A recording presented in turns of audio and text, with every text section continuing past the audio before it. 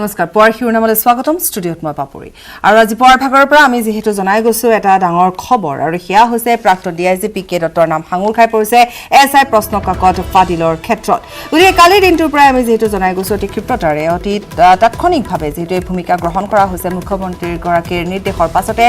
সিআইডিয়ে এনেধৰণে ভূমিকা গ্ৰহণ কৰিছে আৰু শেহতীয়া যি খবৰ আহি পৰিছে হিয়া হৈছে প্ৰাক্তন ডিআইজি পিকে দত্ত বৰ্তমান গুৱাহাটীত নাই অৰ্থাৎ তেওঁ দিল্লীত আছে আৰু দিল্লীলৈ গৈছিল এসপ্তাহৰ পূৰ্বে বুলি জানিব পৰা গৈছে কালি যেটো সময় তালাচী চলিছিল বা অভিযান চলিছিল সেই সময়ছোৱাতে কোৱা হৈছিল যে পিকে দত্ত বৰ্তমান মহানগৰীত নাই আৰু পিকে দত্ত বৰ্তমান দিল্লীত আছে হয়তোবা পূৰ্বতে তেওঁ অনুমান কৰিছিল যে সময়তে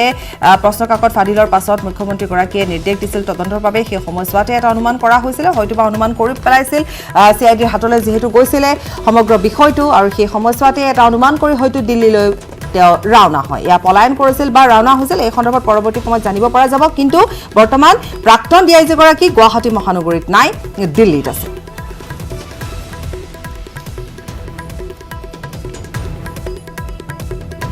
এখন আলোকচিত্ৰ আমি দেখুৱাইছো এয়া পিকে দত্ত আৰু এই পিকে দত্তৰ এখন আলোকচিত্ৰ আমি এই মুহূৰ্তত দেখুৱাইছো এগৰাকী পিকে দত্তৰ যেহেতু বহুকেইটা গোচৰৰ পূৰ্বৰে পৰা নাম সাঙুৰ খাই আছে তাৰ ভিতৰত বিশেষভাৱে ভূমি কেলেংকাৰী আৰু ইতিমধ্যে আমাৰ সাংবাদিক উৎপলে আমাক জনাইছে যে সেই স্থানৰ পৰা গড়চুকৰ পৰা হয়তো জালুকবাৰীলৈকে সকলো মানুহে পিকে দত্ত বুলি ক'লে এটা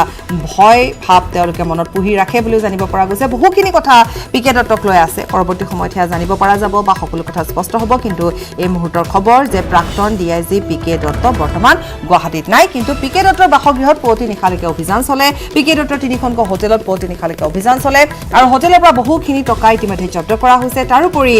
কিছু পৰিমাণৰ ছাই নমুনা সংগ্ৰহ কৰা হৈছে সন্দেহ প্ৰকাশ কৰা হৈছে যে হেয়া হয়তো প্ৰশ্ন কাকত পুৰি পেলাবও পাৰে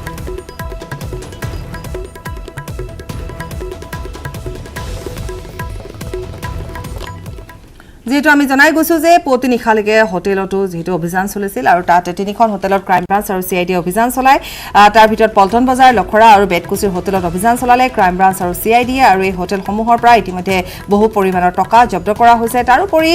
ছাই জব্দ কৰা হৈছে অনুমান কৰা হৈছে হয়তো সেয়া প্ৰশ্ন কাকতৰ ছাই কিন্তু পিকে দত্তৰ বাসগৃহতো পুৱতি নিশাৰ ভাগলৈকে অভিযান চলোৱা হয় আৰু তাৰোপৰি আমি কৈ আছো যে বহু লোক ইতিমধ্যে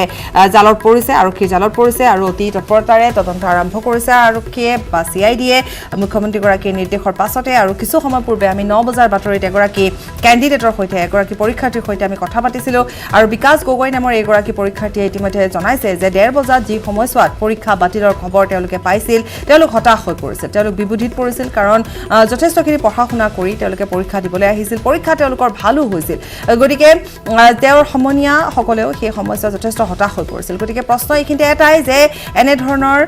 চাকৰি প্ৰাৰ্থীসকলে যেহেতু নিবনুৱা সমস্যা তুংগত এতিয়া গতিকে এই সমস্যা চাকৰি প্ৰাৰ্থীসকলে বহু আশালৈ একোটা পৰীক্ষাত বহে কিন্তু দেখিবলৈ পোৱা গৈছিল বিগত সময়ছোৱাত পিএনআৰডিয়ে হওক বা এই সময়ত এছআই পদৰ প্ৰাৰ্থী পৰীক্ষাৰ ক্ষেত্ৰতে হওক যথেষ্টখিনি কেলেংকাৰী পোহৰলৈ আহিছে বাৰে বাৰে পৰীক্ষা বাতিল হৈছে যাৰ ফলত যথেষ্ট হতাশ হৈ পৰিছে নৱপ্ৰজন্ম গতিকে এই সময়ছোৱাত এয়া মাথো এটা আশাৰ ৰেঙনি তেওঁলোকে হয়তো দেখা পাইছে যে মুখ্যমন্ত্ৰী সৰ্বানন্দ সোণোৱালে অতি ক্ষিপ্ৰতাৰে তদন্ত আৰম্ভ কৰিবলৈ নিৰ্দেশ দিয়াৰ পাছতে এতিয়া এনেধৰণে বহু লোক জালত পৰিছে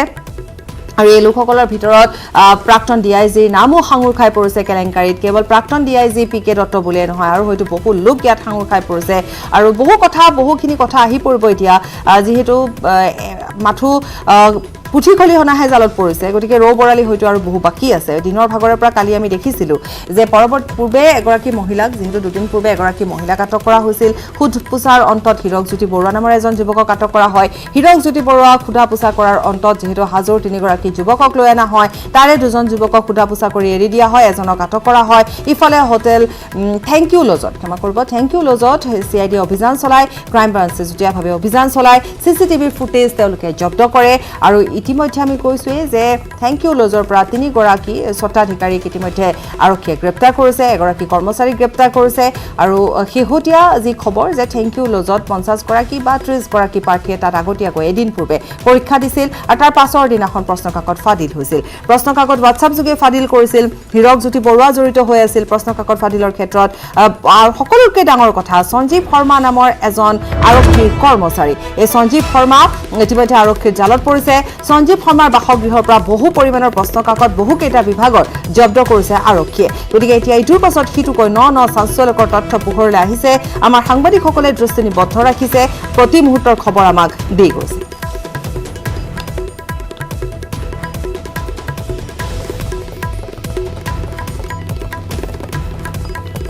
কিছু সময়ৰ পাছতে আমি সংযুক্ত হ'ম আমাৰ সাংবাদিকসকল যেহেতু আছে গতিকে আৰু নন তথ্য হয়তো পোহৰলৈ আহিব পাৰে আৰু বহুখিনি খবৰ পোহৰলৈ আহিব পাৰে কিন্তু আমি জনাই গৈছো যে ডাঙৰ খবৰ এইটোৱে যে প্ৰাক্তন ডিআইজি পিকে দত্তৰ ঘৰত কালি নিশাৰ ভাগত পুৱতি নিশালৈকে যেহেতু অভিযান চলোৱা হয় আৰু সেই সময়ছোৱাত বহুখিনি বস্তু বহুখিনি সামগ্ৰী জব্দ কৰা হৈছে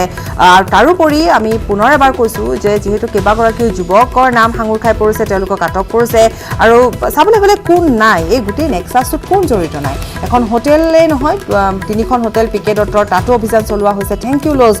যৰ স্বত্বাধিকাৰী জড়িত হৈ আছে গতিকে কেৱল বিষয়া বৰ্গ বা কৰ্মচাৰী বুলি নহয় হোটেল ব্যৱসায়ী জড়িত হৈ আছে যুৱক জড়িত হৈ আছে এগৰাকী মহিলা কৰ্মচাৰী জড়িত হৈ আছে আৰক্ষী কৰ্মচাৰীটো জড়িত হৈ আছে তাৰ উপৰি ডাঙৰ বিষয়া জড়িত হৈ আছে গতিকে এই যদি আমি ভালকৈ চাওঁ তেতিয়াহ'লে হয়তো এনেধৰণে সোধা পোছা বা জেৰা চলি থাকিলে আৰু বহু ডাঙৰ নেতাও ইয়াত হয়তো জড়িত হ'ব পাৰেগৈ বা হয়তো বহু ডাঙৰ লোক ডাঙৰ বিষয়া জড়িত হ'ব পাৰে গতিকে এয়া এই মুহূৰ্তলৈকে স্পষ্টভাৱে ক'ব নোৱাৰি কিন্তু আমি জনাব বিচাৰিছোঁ যে যিহেতু প্ৰতি মুহূৰ্তত সময় বাগৰি গৈ আছে তদন্ত ক্ষিপ্ৰ গতিত চলি আছে চিআইডি আৰু ক্ৰাইম ব্ৰাঞ্চে যুটীয়া অভিযান চলাই আছে আৰক্ষীয়ে অতি তৎপৰতাৰে নিজৰ কৰ্তব্য পালন কৰিছে আৰু খুব কম সময়ৰ ভিতৰতে এনেধৰণৰ বহু তথ্য এতিয়া পোহৰলৈ আহিছে গতিকে এইখিনি সময়তে ক'ব পাৰি যে পৰীক্ষাৰ্থীসকল যিসকল হতাশ হৈ পৰিছিল যিসকলে সেইদিনাখন পৰীক্ষা দি আছিল আৰু 1:30 বজাৰ লগে লগে পৰীক্ষা বাতিলৰ ঘোষণা কৰা হৈছিলে গতিকে নিশ্চিতভাৱে তেওঁলোকৰ বাবে এটা আশাৰ ৰেঙনি কঢ়িয়াই আনিছে এই খবৰে ঋতিক কৌশিক আছে আমাৰ সৈতে পোনপটীয়াকৈ সংযুক্ত হৈ ঋতিক আপোনাৰ ওচৰলৈ আহিছোঁ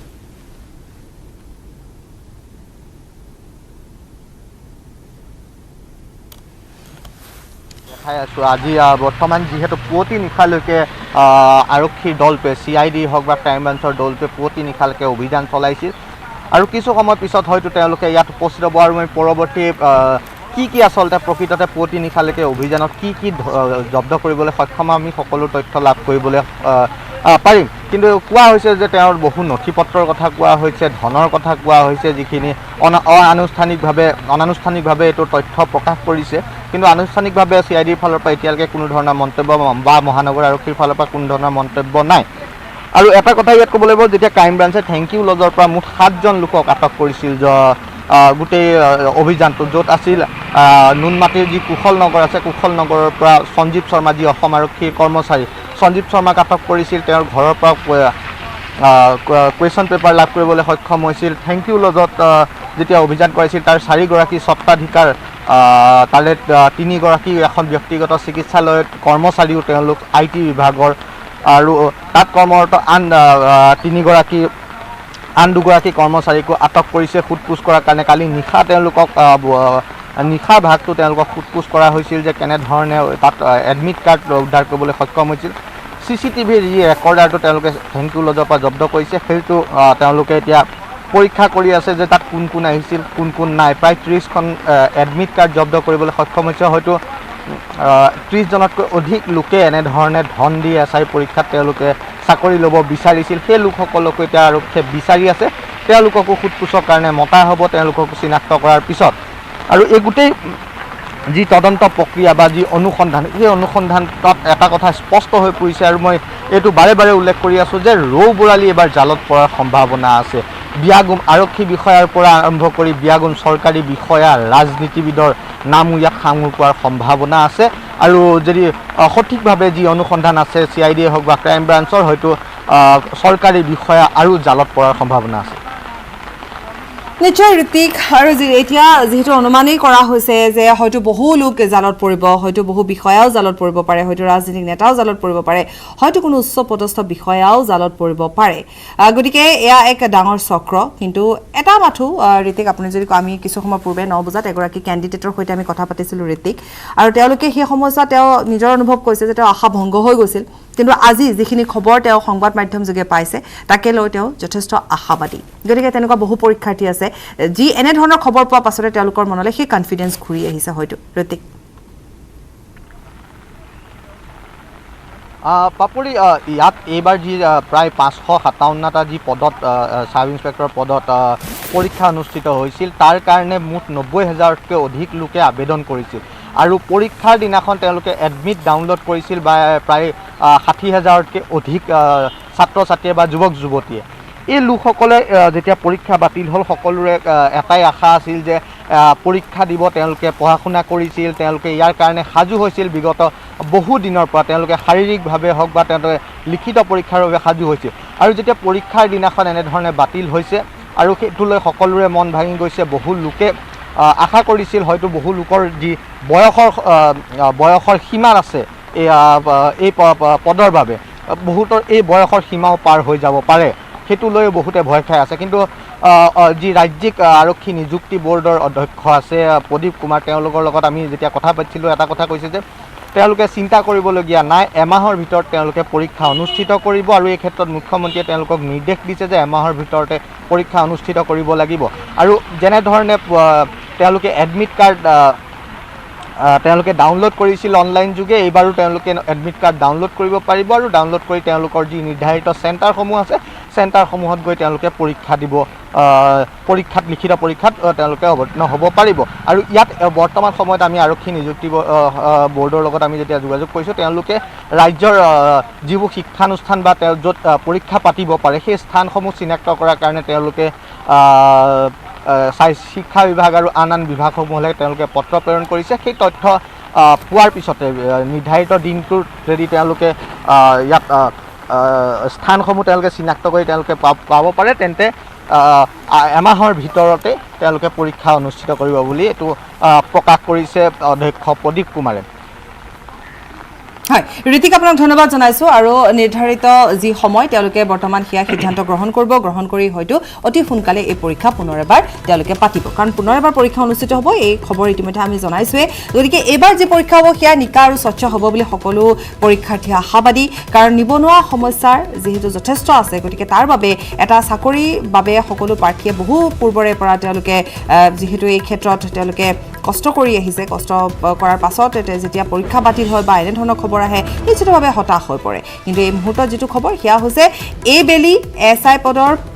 পৰীক্ষাৰ প্ৰশ্ন কাকত ফাদিল হোৱাৰ পাছত অতি ক্ষিপ্ৰতাৰে তদন্ত আৰম্ভ কৰা হ'ল আৰু এই তদন্তত এই মুহূৰ্তলৈকে যেহেতু তদন্ত অন্ত পৰা নাই আৰু বহু হয়তো লোকৰ নাম সাঙুৰ খাই পৰিব এই মুহূৰ্তলৈকে যিসকল লোকৰ নাম সাঙুৰ খাই পৰিছে গতিকে এটা আশা এতিয়া কঢ়িয়াই লৈ আহিছে সেইসকল পৰীক্ষাৰ্থীৰ বাবে মেধাৱী পৰীক্ষাৰ্থীৰ বাবে পৰীক্ষা পুনৰ এবাৰ অনুষ্ঠিত হ'ব আৰু এবাৰ নিকা আৰু স্বচ্ছ হ'ব বুলি আশাবাদী সকলো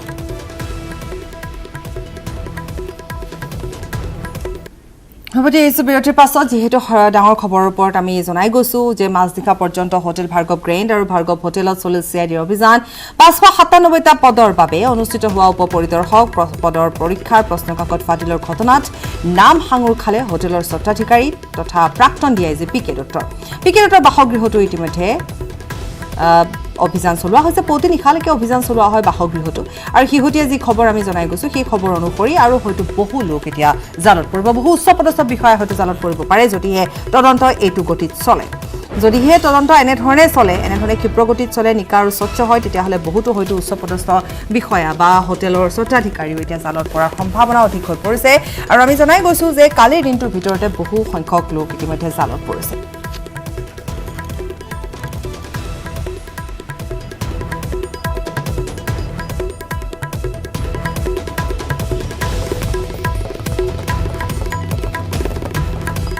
অন্য খবৰ বাইকৰ সিটত মানুহ নহয় মানুহৰ কান্ধত বাইক সাইকেল শুনিলে আচৰিত যেন লাগিলেও এখন অসমতে দেখা গৈছে আজব দৃশ্য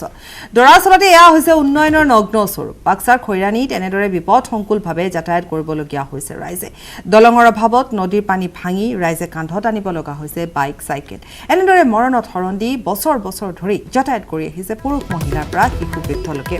বাক্সাৰ জালাহ কুমাৰী কাটা পথৰ মাজেৰে বৈ যোৱা পাগলাদিয়া নদীৰ দৃশ্য দেখুৱাইছে খৰালি নদীৰ মাজেৰে যাতায়াত কৰে যদিও বাৰিষা হলে বন্ধ হৈ পৰে পথটোৰে যাতায়াত তাৰ মাজতে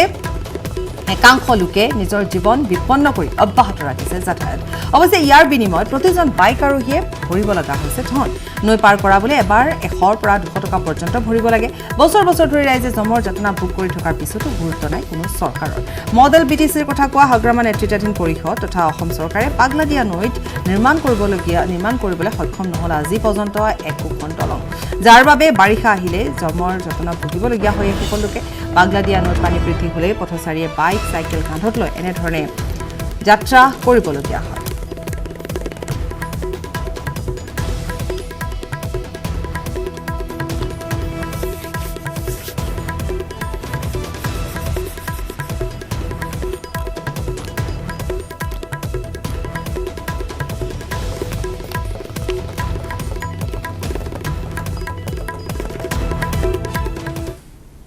বহুত কষ্ট হয় পাৰ হতে ৰাতিপুৱা আমি গেছো পৰি দুইবাৰ তিনবাৰ পৰিছো পানীত দলং নাই বহুত অসুবিধা হৈছে দলংখন লাগে আৰু আহা যাহা আমাৰ 400-500 টাকা সদায় খৰচা হয় বহুত অসুবিধা যথেষ্ট অসুবিধা হৈ আছে আমাৰ কাৰণে চৰকাৰে তো আজিকো লাগি সুবিধা দিম বুলি দিয়া নাই এনে খুঁটি গিলা খুঁটি দি থৈ দিছে কিন্তু আজিকো লাগি চৰকাৰে একো কৰা নাই বাৰিষা বতৰ আহিলে পানী এনেকুৱা হয় গৌৰীপুৰত মুখ্যমন্ত্ৰী দুৰ্নীতি নিবাৰক শাখাৰ অভিযান দুৰ্নীতি নিবাৰকৰ জালত 2 আৰক্ষী বিষয়া গৌৰীপুৰ থানাৰ ওসি সত্যজিৎ বৰঠাকুৰক গ্ৰেপ্তাৰ কৰা হৈছে সহকাৰী উপপৰিদৰ্শক আব্দুল কালাম আজাদকো গ্ৰেপ্তাৰ কৰা হৈছে 1 লাখ টকা উৎকোচ লৈ গ্ৰেপ্তাৰ কৰা হৈছে 2 আৰক্ষী বিষয়া দুৰ্নীতি নিবাৰক শাখাৰ অভিযানত জব্দ হৈছে বহু বিস্ফোৰক তথ্য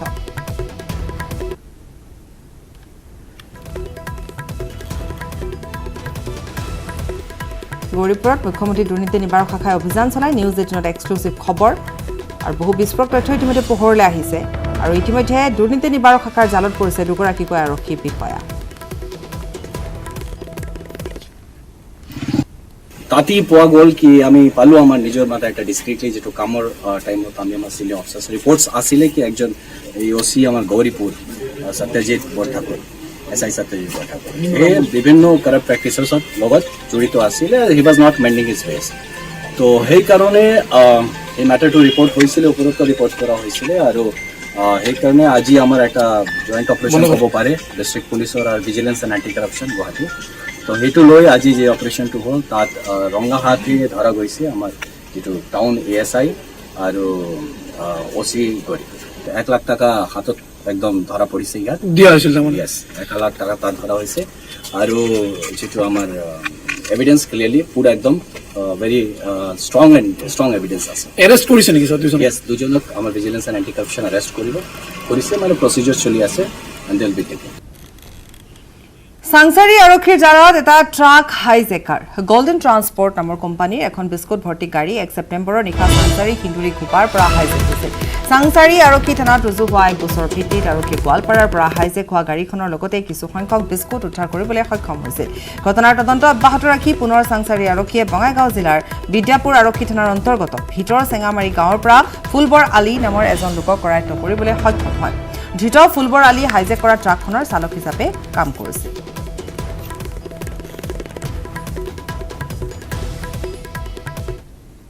3/8/2020 তাৰিখে এখন বিস্কুটৰ গাড়ী এখন চুৰ কৰি লৈ গৈছিলে গাড়ীখন আৰু লৈ যোৱাৰ পিছত এইটো তদন্ত কৰ্মে আমি কিছু বিস্কুট আমি উদ্ধাৰ কৰা হৈছিলে আৰু লগতে আপোনাৰ আসামীয় এজন ধৰা হৈছিলে আৰু এও আছিলে সেই গাড়ীখনৰ ড্ৰাইভাৰ হিচাপে এও আমি বঙাইগাঁও থানাৰ দেউদুৱা বিদ্যাপুৰ আউটপোষ্টৰ জৰিয়তে তেওঁক আমি কৰায়ত্ব কৰা ব্যক্তিজনৰ নাম আছিলে ফুলবৰ আলী তেওঁ স্বীকাৰোক্তি দিছে যে গাড়ীখন তেওঁ চলাই লৈ গৈছিলে যোনখন গাড়ী চুৰি হৈছিলে কাজিৰঙাৰ বাগৰি জনাঞ্চলত ঢেকিয়াপতীয়া বাঘৰ সন্ত্ৰাস প্ৰায় মাহ ধৰি বাগৰি জনাঞ্চলত সন্ত্ৰাস চলাই আহিছে এটা ঢেকিয়াপতীয়া বাঘে কাৰ্বি পাহাৰৰ নামনিৰ হাবিত আশ্ৰয় লৈ থকা বাঘটোৱে প্ৰথম অৱস্থাত নিশা গুহালিৰ গৰু ছাগলী নিধন কৰি আহিছিল যদিও এতিয়া দিন দুপৰতে চিকাৰ কৰিবলৈ আৰম্ভ কৰিছে গৃহস্থৰ চকুৰ সন্মুখতে থপিয়াই নিছে ছাগলী বাঘৰ ভয়ত দিনতে গুহালিত বান্ধি ৰাখিবলগীয়া হৈছে গৰু ছাগলী শেহতীয়াকৈ বাগৰি বনাঞ্চলিক বিষয়াৰ কাৰ্যালয়ৰ সন্মুখতো ঢেকিয়াপতীয়া বাঘে আৰম্ভ কৰিছে সন্ত্ৰাস অঞ্চলটোত বন বিভাগে পিঞ্জৰা স্থাপন কৰিছে যদিও এই পৰ্যন্ত ধৰা দিয়া নাই বাঘটোৱে যাৰ বাবে এতিয়া বাঘৰ ভয়ত অঞ্চলবাসীয়ে উজাগৰি নিশা কটোৱাৰ লগতে ঘৰৰ ভিতৰত ৰাখিবলগীয়া হৈছে পশুধন